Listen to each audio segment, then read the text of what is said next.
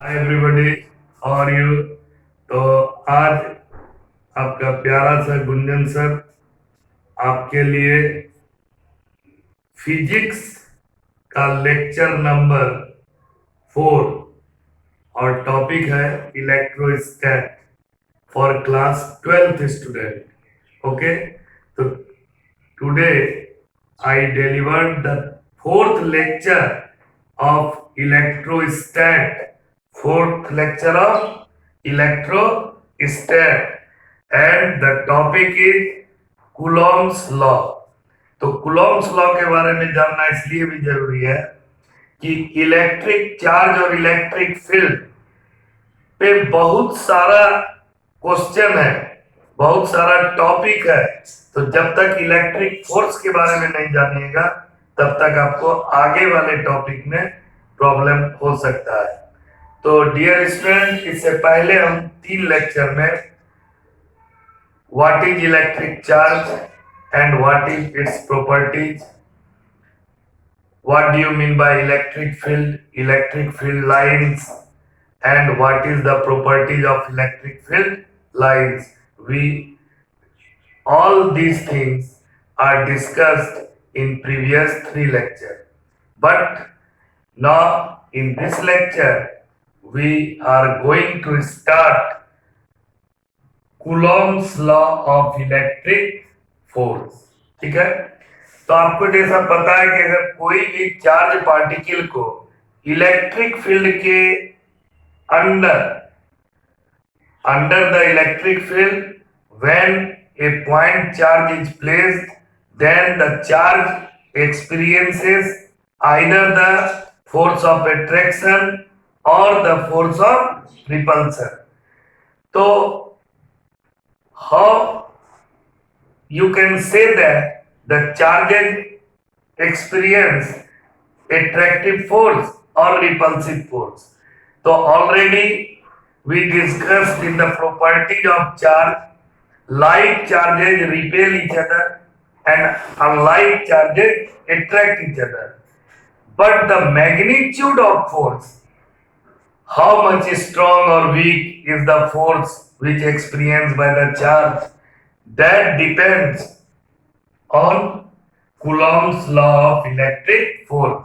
Coulomb's law हमको magnitude of attractive force और magnitude of repulsive force के बारे में बताएगा।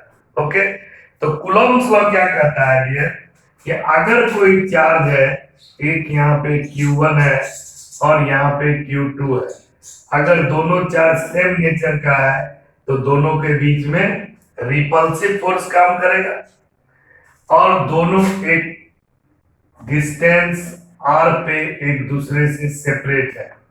और अगर दोनों चार्ज अपोजिट नेचर का है तो दोनों के बीच में फोर्स ऑफ एट्रैक्शन लगेगा, यानी Q1 Q2 पे रिपल्सन लगाएगा, फोर्स इधर काम करेगा, और Q2 Q1 पे भी रिपल्सन लगाएगा, फोर्स इधर काम करेगा, because the nature of charge is same. But in case of two opposite charge Q1 and Q2 and distance between the two charges is r, then in this situation the force is attractive। इसका force इधर लगेगा, इसका force इधर लगेगा।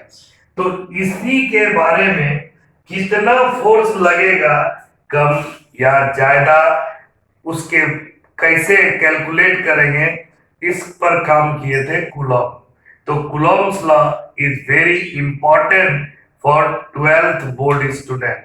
Okay, तो अब देखो यहाँ पे कूलॉम्स लॉ कहता क्या है कि फोर्स ऑफ एट्रैक्शन और repulsion between two stationary point charge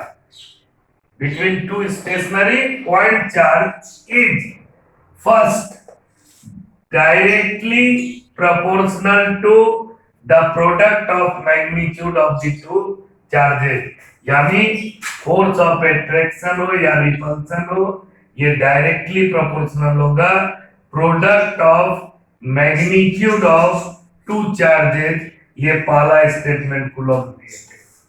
second कहता है and force of attraction or repulsion is inversely proportional to the square of the distance between them.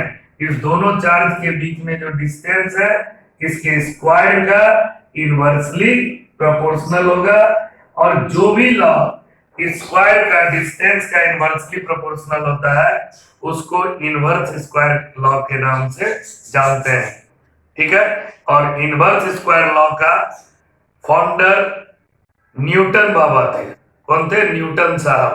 ठीक है, तो ये जो भी लॉ में डिस्टेंस का इनवर्सली प्रोपोर्शनल आया that is called inverse square law. तो F directly proportional Q1 Q2 magnitude of both charges and F is inversely proportional to square of the distance between the two charges. Okay, तो ये दोनों equation को अगर हम combine कर दिए, combining 1 and 2 we get F directly proportional to Q1 Q2 upon R square। और आप बचपन से पढ़ रहे हैं कि जब प्रोपोर्शनलिटी को हटाते हैं तो एक कांस्टेंट लाना पड़ता है।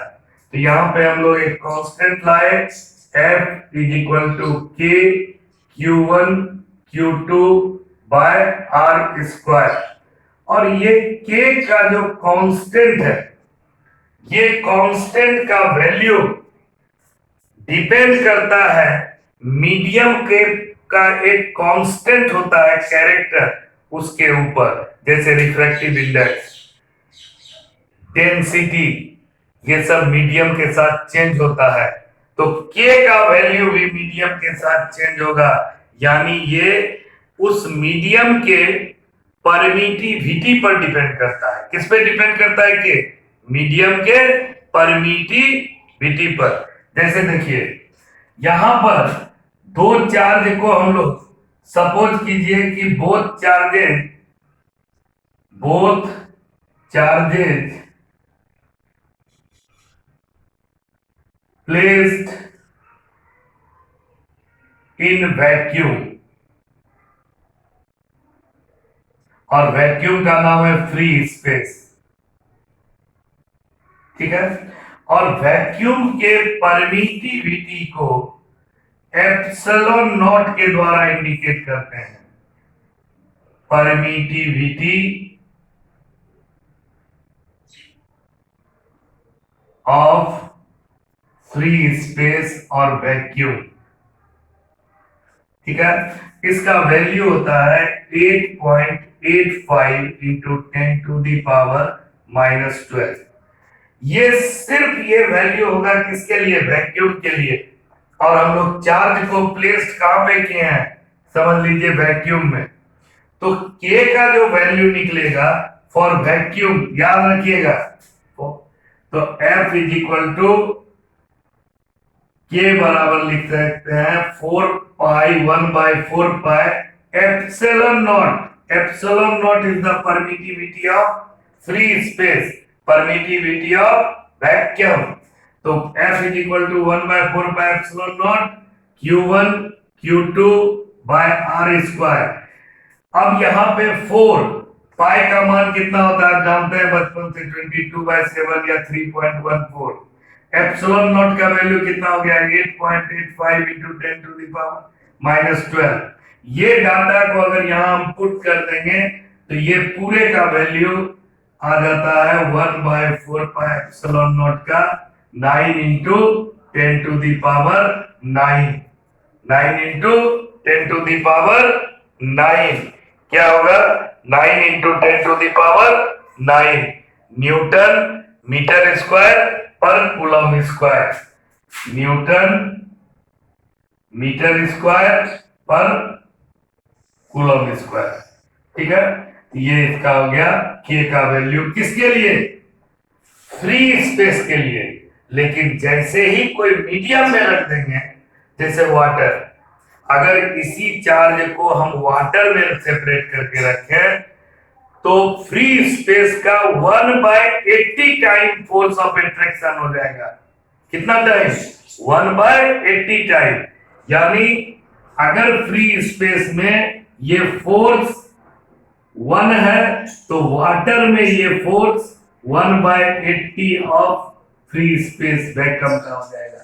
ये याद रखिएगा, क्यों कि परमिटिविटी ऑफ वाटर, ये एप्सिलॉन नॉट जो होता है 80 time greater than the permittivity of free space. यानी मीडियम का परमिटिविटी बदलेगा तो फोर्स ऑफ अट्रैक्शन और रिपल्सन भी चेंज करेगा। ओके, समझ में आ गया? तो ये था Coulomb's law.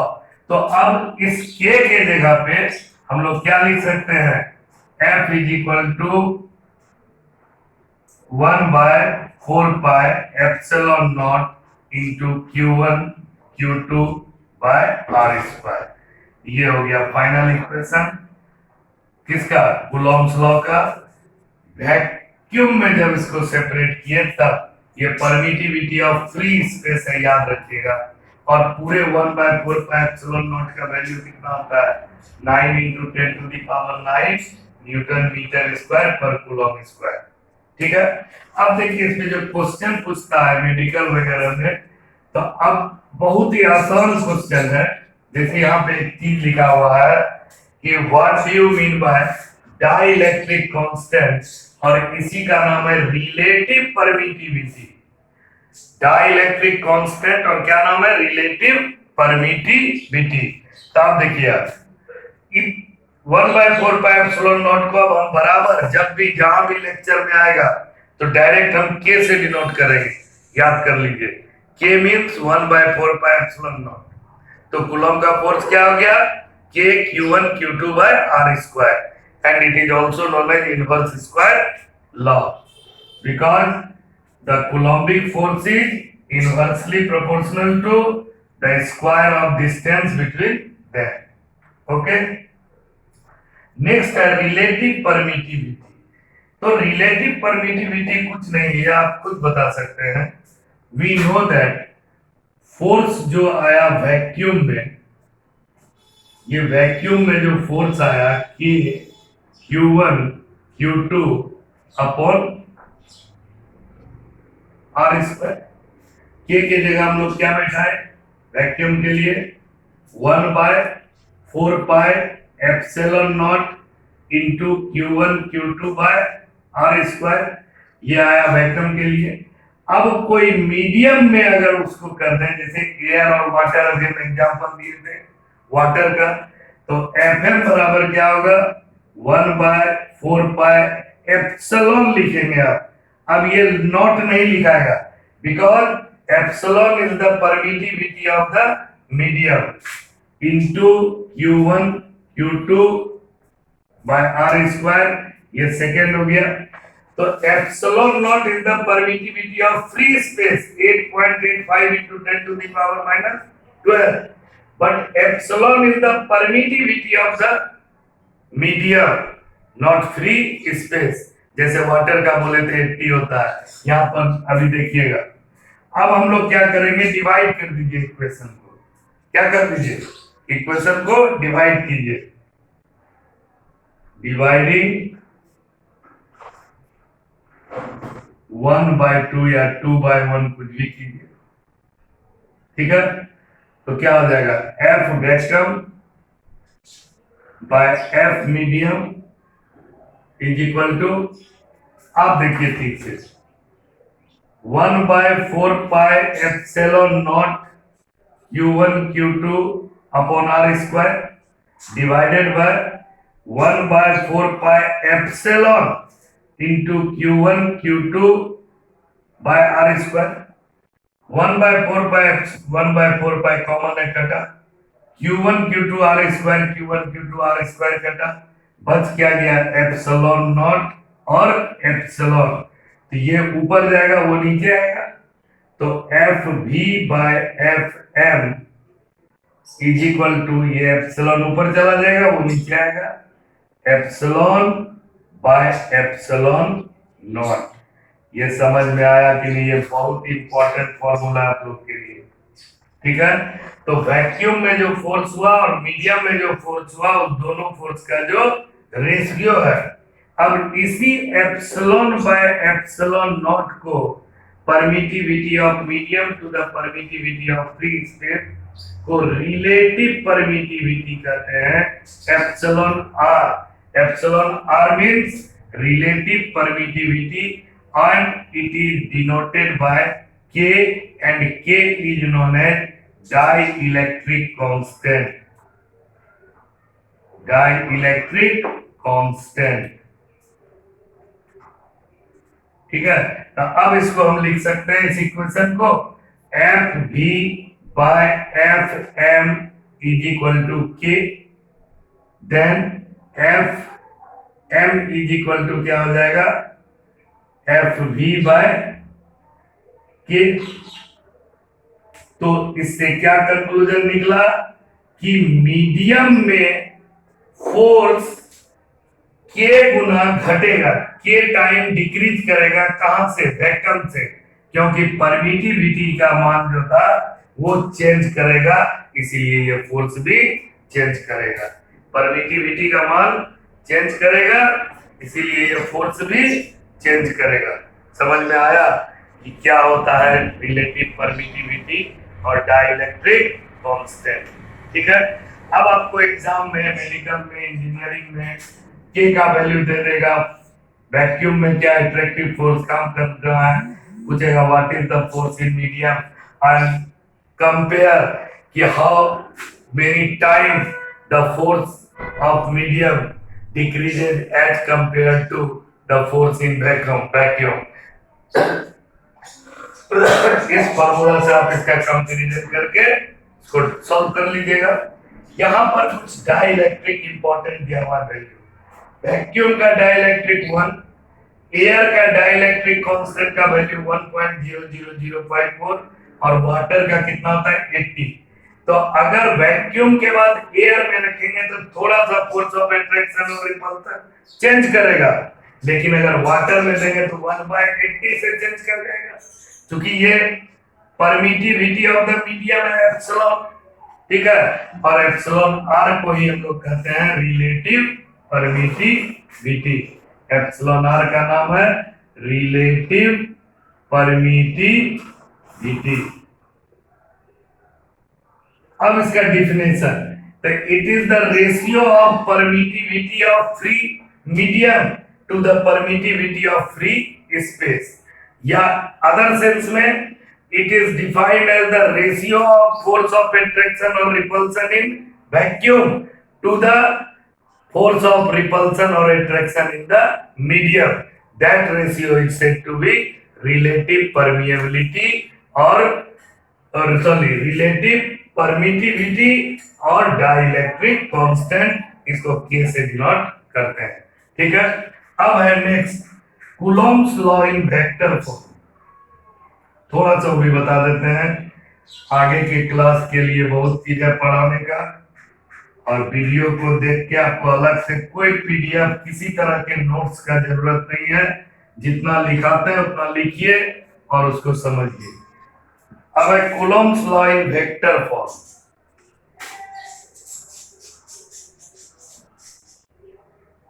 Coulomb's law in vector form, ठीक है। तो मान लीजिए कि कोई +1 यहाँ Q1 है, यहाँ पे +Q2 है, और दोनों के बीच का सेपरेशन जो है वो क्या है, R1, ठीक है। तो अब आप जानते हैं कि force is a vector quantity. Force कौन क्वांटिटी है, वेक्टर क्वांटिटी। तो जब कोई भी मैग्नीट्यूड हो तो उसको वेक्टर में बदलने के लिए यूनिट वेक्टर से क्या कर देते हैं, मल्टीप्लाई कर देते हैं। यूनिट वेक्टर का कंसेप्ट क्लास 11th में था। यहाँ पे मान लीजिए आर कैप है, this is the R unit vector and definition होता है vector of R by modulus of that vector. मतलब यूनिट वेक्टर का डिफिनेशन हो गया, जिसको यूनिट वेक्टर बनाना है उसका वेक्टर बाय उसका मॉडुलस माने मैग्नीट्यूड से डिवाइड कर दीजिएगा, तो इसका नाम हो गया यूनिट वेक्टर। तो मान लीजिए एक चार्ज Q1 है, एक चार्ज Q2 है, दोनों एक दूसरे से r डिस्टेंस पे सेपरेट है। अब वेक्टर नोटेशन में ये दोनों सेम नेचर का चार्ज है, तो दोनों पे रिपल्सिव फोर्स काम करेगा। तो ये इधर लगाएगा फोर्स और इस फोर्स का नाम होगा F12। F12 का मतलब क्या हुआ? Force on charge 1 due to 2। क्या पढ़ेंगे? Force on charge 1 due to 2। और इधर इसके कारण जो इस पे रिपल्सिव फोर्स लगेगा इधर लगेगा, इसको हम लोग क्या पढ़ेंगे? F21। इसका मतलब क्या हुआ? Force force on charge 2 by the 1, यानी F12 का मतलब क्या हो गया? Force on charge 1 that is Q1 due to charge 2 that is Q2। ठीक है। और F21 का मतलब क्या हो गया? Force on charge 2 that is Q2 due to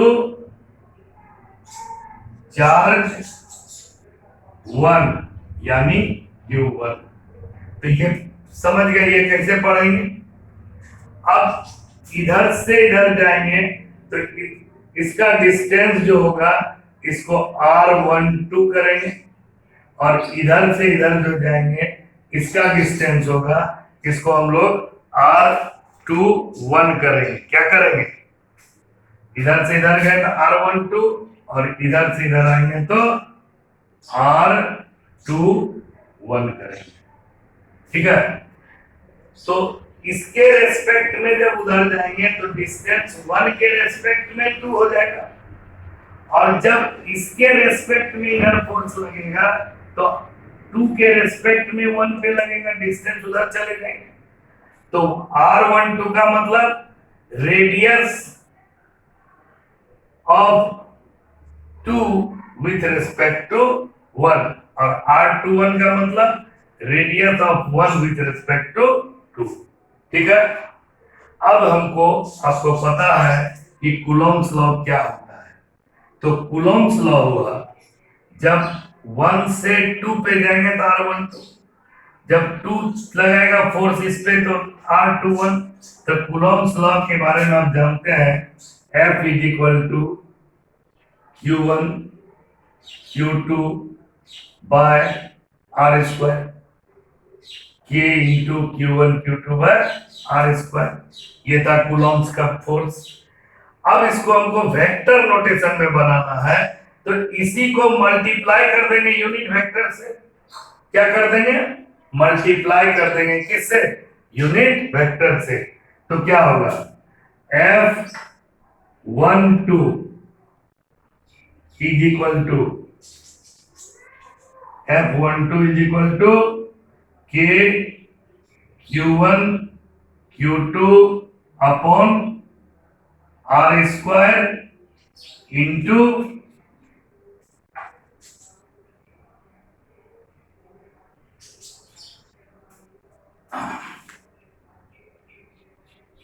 R21 unit vector.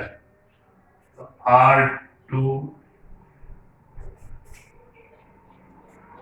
तो अभी हम क्या बोल रहे थे कि force on 1 due to 2, force on charge 1, force on charge 1 due to 2 क्या होगा? Force on charge 1 due to, तो सीधा से डिस्टेंस देखेंगे 1 पे कौन फोर्स लगा रहा है? Q2। तो Q2 से डिस्टेंस कितना जाना पड़ेगा? R21।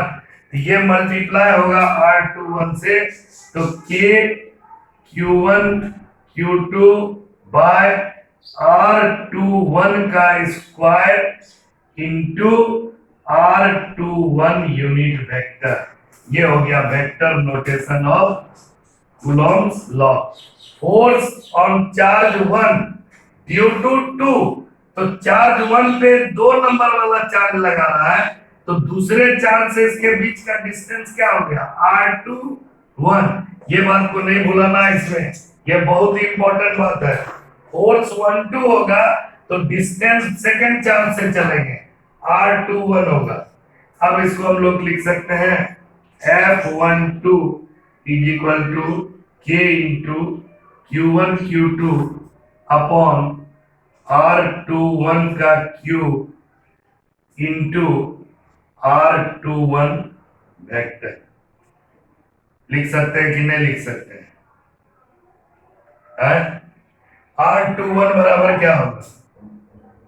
R21 बराबर होगा R2 माइनस R1। क्या होगा? R2 minus R1। ठीक है।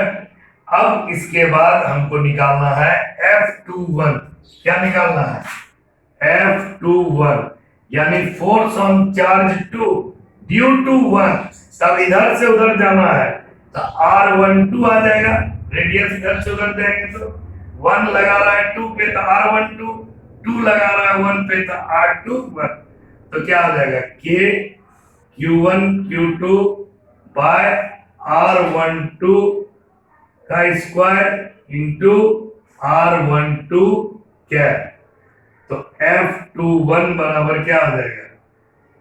K Q1 Q2 bye R12 का क्यूब इंटू R12 वेक्टर।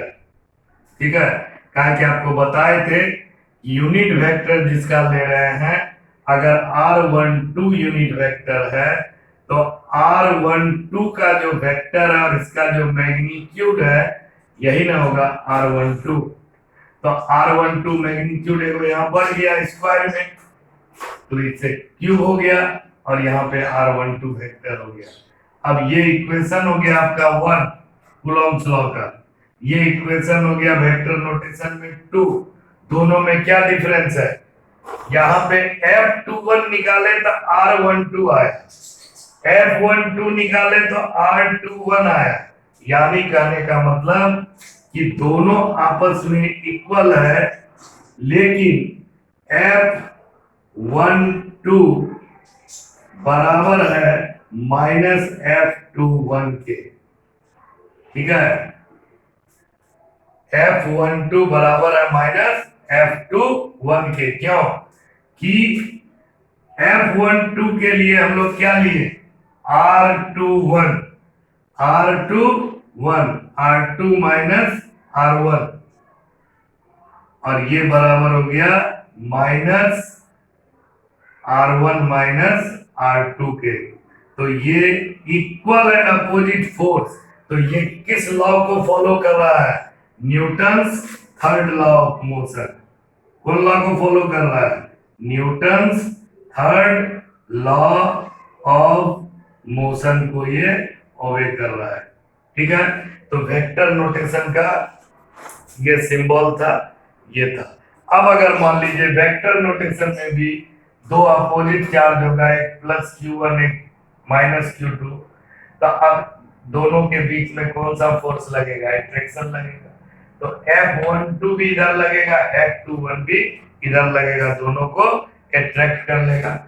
ये F12 हो गया फोर्स ऑन 1 ड्यू टू 2, और ये हो गया F21 force on 2 due to 1। ठीक है। ये हो गया आपका Coulomb's law in vector notation. अब इसके बाद कुछ इंपॉर्टेंट बात, एक क्वेश्चन दिए थे उस दिन हम। क्या दिए थे क्वेश्चन? क्वेश्चन था कि कूलॉम्स लॉ कितना से कितना रेंज तक काम कर सकता है। तो कूलॉम्स लॉ का रेंज बहुत बड़ा है, 10 टू दी पावर 18 मीटर तक सेपरेशन रहेगा तो कूलॉम्स लॉ काम करेगा। और मिनिमम डिस्टेंस क्या होना चाहिए? मिनिमम डिस्टेंस होना चाहिए न्यूक्लियस का size 10 to the power minus 15 metre. तो रेंज ऑफ कूलॉम्स लॉ क्या हो गया? Range of Coulomb's law 10 to the power minus 15 metre to 10 to the power 18 metre. दूसरा एक क्वेश्चन दिए थे कि कूलॉम्स लॉ इससे पहले अगर दो चार्ज है और दोनों के बीच का सेपरेशन इससे कम है 10 टू द पावर -15 से, तो कूलॉम्स लॉ वहां वैलिड नहीं होगा। क्यों वैलिड नहीं होगा? कि न्यूक्लियर फोर्स डोमिनेट हो जाएगा कूलम्बिक फोर्स के ऊपर, इसीलिए कूलॉम्स लॉ वहां लागू नहीं होगा। तो कूलॉम्स लॉ का लिए minimum separation of charge 10 to the power -15 से ज्यादा होना चाहिए। 10 टू द पावर -15 से कम होगा तो कूलॉम्स लॉ वैलिड नहीं होगा। Okay, bye.